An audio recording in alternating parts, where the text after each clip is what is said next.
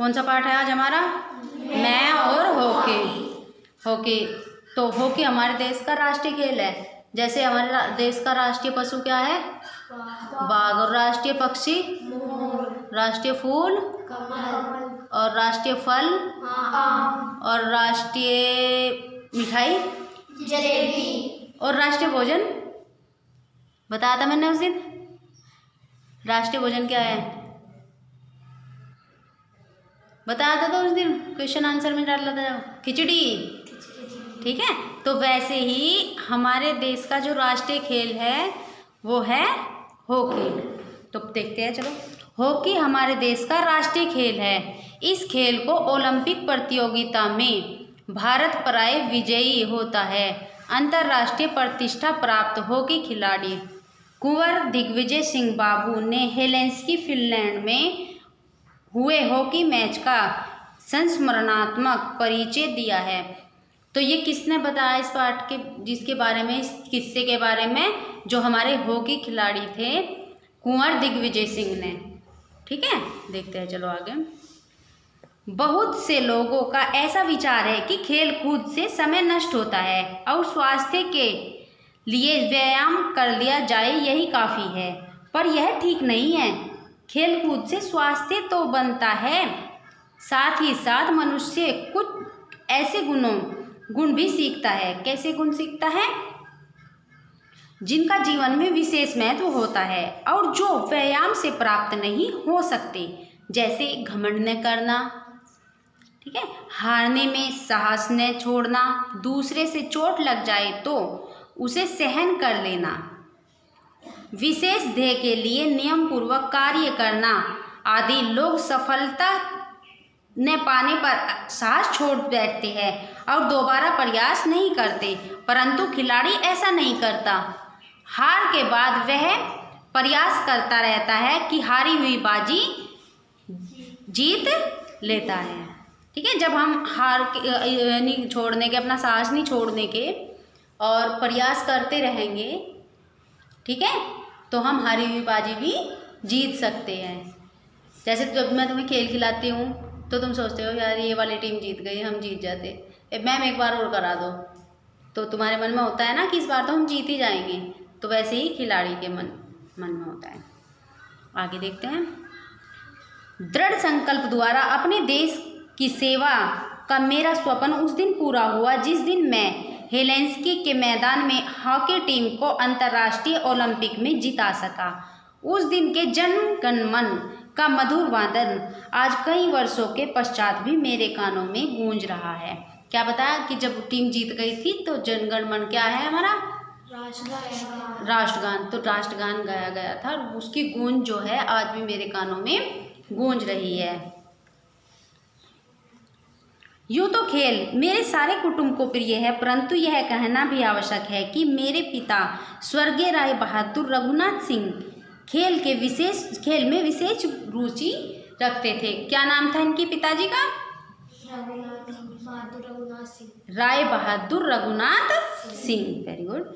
मेरे पास बहुत सी तस्वीरों के साथ एक तस्वीर 2.5 साल की उम्र की है जिसमें मैं हॉकी और बॉल के साथ बैठा हूँ। कितने उम्र की है? 2.5 साल की। किसकी है वो फोटो? दिग्विजय कुंवर की। वेरी गुड, जो इस किस्से के बारे में बता रहे हैं। ठीक है, मेरे खेल का प्रारंभ बाराबंकी में हुआ। मेरे बड़ों का कहना है कि कमाई का काफ़ी पैसा मेरे घर के मोटर खाने का फाटक बनवाने में खर्च हुआ, क्योंकि वह हर महीने मेरी हॉकी की गेंद से टूटता था। कुछ ऐसी ही कहानी लखनऊ के कान्य कुंज कॉलेज में छात्रावास की दीवारें भी कहती हैं। मुझे यह आज भी ठीक से याद है कि जब मैं बाराबंकी से लखनऊ पढ़ने आया तो मेरे सामान में सबसे अधिक हॉकी स्टिक की महत्ता थी। अपने कॉलेज की टीम में खेलने का मुझे उसी साल सौभाग्य प्राप्त हुआ। जब ये कहाँ पे आए? लखनऊ आए, तो उसी अपने कॉलेज की टीम में सिलेक्ट कर लिए गए और वहीं पे ये खेलने का इन्हें मौका मिला हॉकी को। चलो आगे देखते हैं। सन 1936 में मैं दिल्ली के एक टूर्नामेंट में खेलने गया जिसमें देश के सुप्रसिद्ध खिलाड़ी मोहम्मद हुसैन फुल बैक में खेल रहे थे। उस दिन खेल पर मुझे एक सुंदर उपहार मिला और साहस और प्रयास बढ़ता गया। मेरी सदैव इच्छा होती रही कि किस प्रकार खेलूं कि जिससे मैं खेल के सबसे उच्च स्तर पर पहुंच जाऊं। सन 1936 से 40 में मुझको अपने प्रदेश की ओर से खेलने का सौभाग्य प्राप्त हुआ। दिल्ली कौन से सन में गए थे? दिल्ली 1936 में। और अपने प्रदेश की तरफ से खेलने का मौका कौन से सन में मिला इन्हें? 1936 से 40 तक है। आगे देखते हैं। 1946-47 में मुझको पहली बार भारत की टीम की ओर से खेलने का अवसर मिला। कौन से सन में? 1946 और 47 में। कौन सी टीम से खेलने का मौका मिला? कहाँ की टीम से मिलना? भारत की, अपने देश की। उस समय पाकिस्तान और भारतवर्ष का विभाजन नहीं हुआ था। 1947 में सुप्रसिद्ध खिलाड़ी ध्यानचंद के नेतृत्व में ईस्ट अफ्रीका गया। किसके नेतृत्व में गए थे? श्री ध्यानचंद। हॉकी के बहुत बड़े खिलाड़ी है ये, ठीक है। तो कहाँ पे गए थे ये? अफ्रीका। ईस्ट अफ्रीका, है ना। वहाँ स्थान स्थान पर कई मैच खेले और उनसे खेल के विषय में बहुत कुछ सीखा। द्वितीय महायुद्ध के पश्चात 1948 में मुझे लंदन में वर्ल्ड ओलंपिक में खेलने का सौभाग्य प्राप्त हुआ। कब हुआ? सन 1948 में। इस खेल में पहली बार भारतवर्ष और इंग्लैंड दोनों ने अंतर्राष्ट्रीय हॉकी में भाग लिया। अब जब मैं यह लिख रहा हूँ तो मुझे अपने देश ठीक से याद है कि लाखों की भीड़ में भारतवर्ष के थोड़े से आदमियों ने किस तरह की से चीख चीख कर अपने देश का साहस बढ़ाया था। खेल के शुरू होने के थोड़ी देर बाद जब भारतवर्ष के खिलाड़ी अच्छा खेलने लगे और उन्होंने इंग्लैंड के ऊपर 2 गोल कर दिए तो अंग्रेज जनता भी भारतीय टीम की हर चाल की सराहना करने लगी। खेल समाप्त होने के पर हम लोगों ने वहां से निकलने में 2 घंटे से ऊपर समय लगा। इतनी देर में वे लोग भारतीय टीम की प्रशंसा करते रहे और किसी ने हस्ताक्षर मांगे, किसी ने खाने पर तो किसी ने चाय पर आमंत्रित किया। 1952 में मेरी मनोकामना पूर्ण हुई। मेरे प्रयास तथा लगन को पुरस्कार मिला और मुझे भारतवर्ष की टीम का नेतृत्व करने का सुयोग मिला। इस बार ओलंपिक खेल फिनलैंड की राजधानी हेलेंसिकी में हुए। मैं एक अजीब परिस्थिति में था और एक और मेरी यह मनोकामना थी पूरी हुई। वहाँ दूसरी ओर इतनी बड़ी जिम्मेदारी में से मेरा जी घबराने लगा, परंतु अपने गुरुजनों का आशीर्वाद लेकर मैं लक्ष्य की ओर बढ़ा। ठीक है, क्या कह रहा है कि मैं अपने गुरुजनों का आशीर्वाद लेकर लक्ष्य की ओर बढ़ा।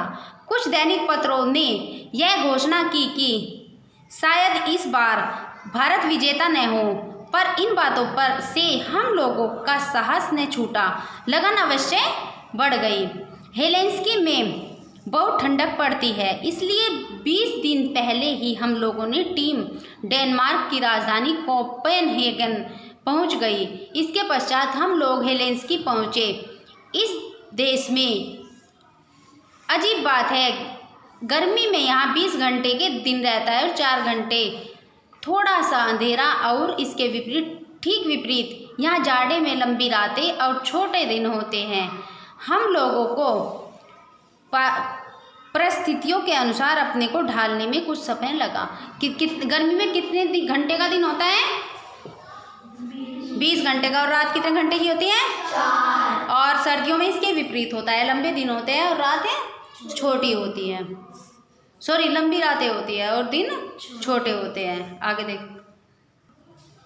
सेमीफाइनल में भारत का सामना ब्रिटेन से हुआ। ब्रिटेन के 1 गोल के विरुद्ध भारत ने 3 गोल किए और वह विजयी घोषित हुआ। मुझे आज तक याद है कि सेमीफाइनल के बाद जो 2 दिन का अवकाश मुझे मिला वह किस तरह कटा, परंतु साहस और धैर्य ने साथ नहीं छोड़ा। ठीक है ना। फाइनल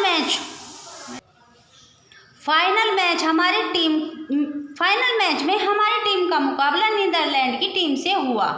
कौन सी टीम से हुआ? नीदरलैंड। यद्यपि पहले से ही किसी के मन में संदेह नहीं रह गया था कि विजयश्री भारत को ही मिलेगी, तथापि नीदरलैंड की टीम ने प्रशंसनीय कौशल का प्रदर्शन किया। खेल आरंभ होने के 15 मिनट तक दोनों टीमें बराबर रही। इसके बाद हमारी टीम ने गोल करना शुरू किया और 15 मिनट के अंतराल पर उस पर 4 गोल किए। कितने किए? 4। हाफ टाइम के बाद नीदरलैंड की टीम ने और भी चौकस खेल दिखाया और उसने 1 गोल किया। कितना किया? 1। और भारत की टीम ने कितना किया था? 4। Very good. लेकिन इसके विरुद्ध हमारी टीम ने 2 गोल और किए, तो टोटल कितने हो गए भारत के? 6। और नीदरलैंड के? 1। इस तरह हमने नीदरलैंड को 1 गोल के विरुद्ध 6 गोल से हराया। आगे देखो।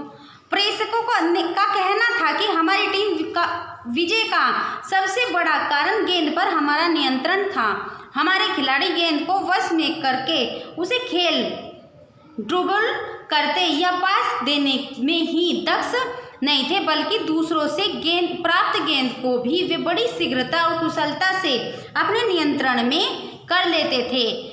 उनमें यह भी कौशल था कि बहुत संकुचित स्थान में गेंद के साथ पैंतरे बाजी दिखा सकते थे। हमारी टीम का हर खिलाड़ी अपने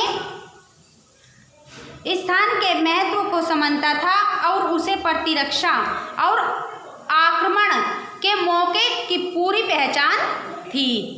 जन गण मन हमेशा सबको प्रिय होता है। क्या प्रिय होता है? जनगणमन। जनगणमन क्या है? राष्ट्रीय गान। हमारा राष्ट्रीय गान। पर उस दिन की बात और थी। आखिरकार वह दिन आया जब हम विक्ट्री स्टैंड पर खड़ा हुआ। जहाँ जो जीत जाता है वो खड़ा होता है विक्ट्री स्टैंड पे। ठीक है।